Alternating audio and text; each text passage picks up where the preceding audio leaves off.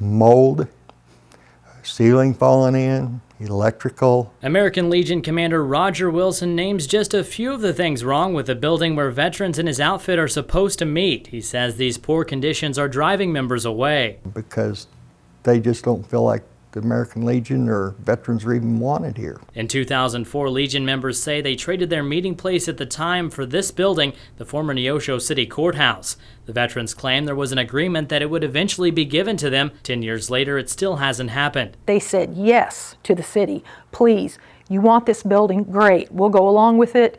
You find somewhere else for us to meet. They gave the Legion this building, and this is what they've done with it. Veterans with the Legion believe the building's not only unsafe, but needs to be condemned, pointing to areas like this where pretty much the entire ceiling is caved in. The state the building is in right now, I wouldn't use for a dog kennel. And the Legion can't make improvements to the building without actual ownership. In 2013, members filed a lawsuit against the city of Neosho. Now they're hoping for new leadership on the city council. Stop the maybe old thinking and bring in some new thinking, a different view of things. City leaders declined to do an interview, but Neosho City Attorney Steve Hayes did issue this statement, quote, "It is the policy of the city of Neosho to not comment on pending litigation. However, there was a mediation held in reference to this matter, and should the American Legion be willing to waive its right to confidentiality of the mediation, I would recommend to the city council to do the same.